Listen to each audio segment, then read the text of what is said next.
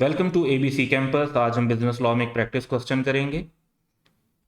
Question ये है कि सुहेल एंड अफाक लेंट यानी लोन दिया ₹2 million to Mohsin, Laila and Faizan jointly. तो लोन देने वाले दो लोग हैं और लेने वाले तीन। तो जॉइंट प्रॉमिस वाला सिनेरियो यहाँ पे। On due date Laila became insolvent. Without informing Suhail, Afaq wants Mohsin to repay the full amount to him.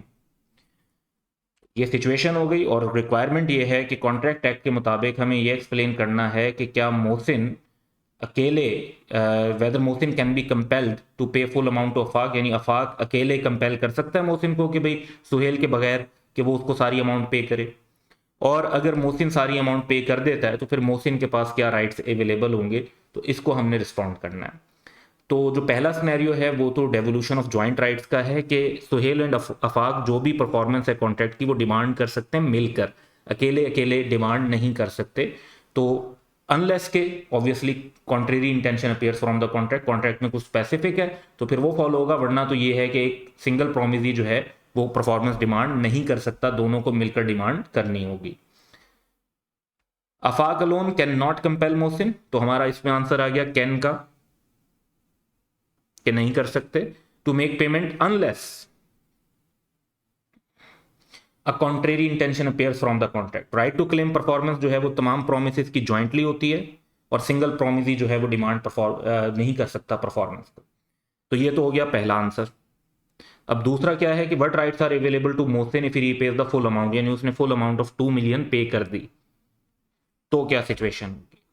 तो वो कंट्रीब्यूशन क्या क्लेम कर सकता है, और क्योंकि लैला जो है उसकी इंसॉल्वेंसी हो गई है तो वो पैसे नहीं दे सकेगी, तो फिर जाहिर बात है कि जो लॉस हुआ कि लैला की तरफ से पैसे नहीं आएंगे, वो लॉस कैसे शेयर होगा।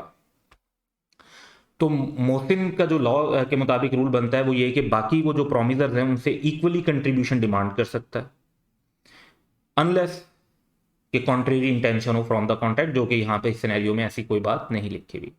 अब क्योंकि लैला इंसॉल्वेंट है तो वो जो लॉस है वो भी इक्वली शेयर होगा बिटवीन मोहसिन एंड फैजान, क्योंकि ये बच गए। Therefore Faizan must share the loss arising from default of Laila equally with Mohsin. तो जो अमाउंट है वो फिर यहां पर इक्वली हो गई, तो अल्टीमेटली लैला की तो इंसॉल्वेंसी हो गई तो पैसे देने पड़ रहे हैं मोहसिन और फैजान को, तो दोनों को बराबर पैसे देने चाहिए थे, और उसमें से पूरे 2 मिलियन किसने दे दिए, मोहसिन ने दे दिए। तो इस 2 मिलियन में से 1 मिलियन जो है वो फैजान से रिकवर कर सकते हैं, ये उनका राइट टू क्लेम कंट्रीब्यूशन होगा।